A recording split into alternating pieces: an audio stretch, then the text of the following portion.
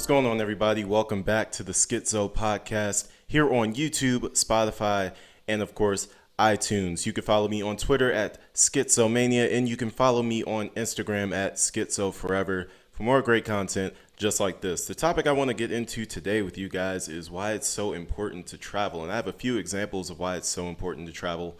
And I know a lot of you what you think is I can't afford to travel and things like that. We'll get into that a little bit later, but first I want to just hit on the key reasons why I think it's so important to just get out. So let me start by saying what my definition of traveling is. It's not just taking a long flight across the country or taking a huge week-long vacation down to Mexico or something like that. That's not what traveling is. Traveling is just going somewhere that you're not used to being, that you may have never been before. Traveling it's so important because you need to see other perspectives in other areas other than where you're growing up at, where you're living at, the things that you're used to. You have to take yourself out of your comfort zone if you're ever going to grow. So, uh, I was, of course, forced to move to Korea for a year. Um, and I found out a lot about myself and my strengths and my weaknesses while I was out there in Korea. And I don't think I ever would have experienced any of that stuff or learned any of that stuff about myself to become an even better person if I had never been forced to be there for an entire year. That was a entire year away from my family, away from my wife, away from just basically anything that I ever knew. It was my first time, I think, leaving the country, actually. I didn't even have a passport. And Korea is the first country that actually, well, we did a little layover in Japan on the way there, but I don't count that. I count Korea as the first country that I've ever visited and been to. And I was forced to stay there for 365 days. And the amount of things that I learned about myself that I didn't know before was astonishing. And I learned how to pick friends more wisely. I learned how to watch different people's energies and vibes and stuff like that, how much that stuff matters. I learned so much just by being forced to be out of my comfort zone because before that I was living, of course, in Maryland, D.C. area, the DMV, and then moved down to South Carolina for about a year and a half, 2 years, and then next thing I know, I'm in South Korea for a whole year, and I'm learning something new about myself every single day, and it's because I was out of my comfort zone. Not only that, but of course, the obvious about travel, you get to see other cultures, you get to be around different types of people, see how different places in the world work. It gives you an appreciation for the world and how just different everybody is. It's nice to see people that are different from you because it makes the world a lot more exciting when you do see that. It it was cool tasting like new foods and seeing new ways of life. Like even the grocery stores were different. Um, the way that they operated in their stores was different. Being over here in Italy, you know, back in America, waiters at restaurants they work off of tips. That's where their paycheck really comes from. In Italy, it doesn't work like that. They get paid by the hour. They get paid a nice salary, a nice wage, and to tip them is actually seen as an insult because it's it's almost like you're giving them the impression that you don't think that they make enough money and you think that they're poor, basically. And it's kind of crazy because in America we're just like, yeah, tipping is the right thing to do. Like we look out for each other. Here it's not the same. But I never would have known that if I hadn't come over here and experienced it for myself. Now, I just named two completely foreign countries, obviously, and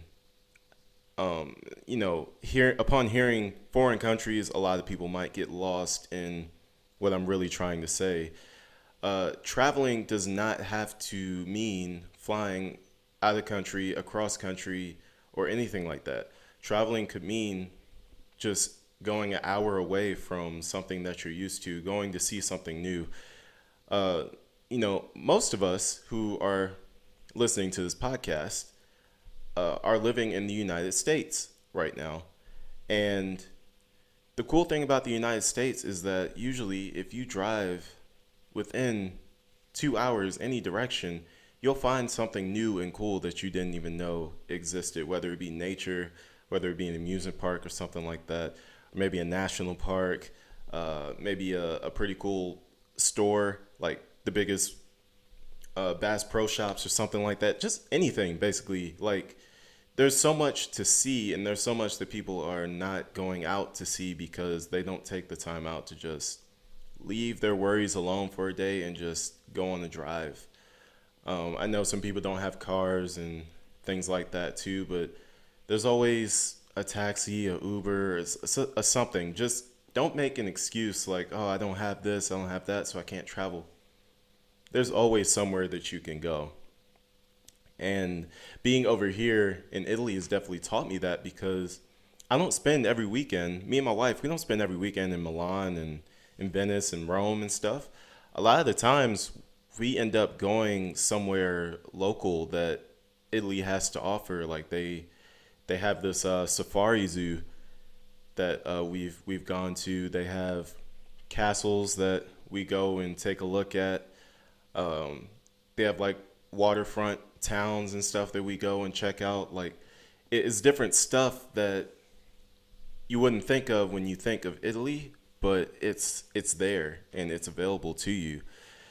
And traveling will also perhaps give you opportunity if you're single to meet the love of your life. I know personally one of my closest friends went to London on a London trip and ended up meeting his wife, and now they're married and just traveling the world together and just living really nicely together. Like, and that would have never happened had he not been like, you know what, I'm gonna take a Europe trip and I'm gonna go I'm gonna go see London, I'm gonna go see Paris. Like, this dude took a step out of his comfort zone and went somewhere he had never been and ended up being so fortunate enough to find the love of his life like 9,000 miles away from him. That's crazy when you think about it. Like, you have to just get out. Now, if you're saying, "Oh, I can't afford to travel. I can't afford to travel." I read a post that really struck me, and it was like one of those little solution charts. Like, can you afford to travel? If the answer is yes, then travel. If you can't afford to travel, if the answer is no, then stop buying stupid stuff and then travel. Those were the two solutions. So it's it's not enough to say I can't afford to travel. Save up a little bit, or just don't think of it in the way of like I have to take a big vacation to be considered to be traveling. Like, that's not how traveling really works. I know personally those of us who grew up in DC, Maryland, Virginia area, like, look, we're 4 hours away from New York City. Like, that's one of the biggest cities in the world that people all over the world are dying to visit. And it's crazy. We take it for granted that it's literally right there. Now, I understand the tolls are absolutely ridiculous, but that's why I was saying save up. Maybe one of your paychecks, don't buy that stupid thing that you wanted to buy, and just save that money, put it aside, save up your gas money, save up your toll money, and then just take a day trip to New York City.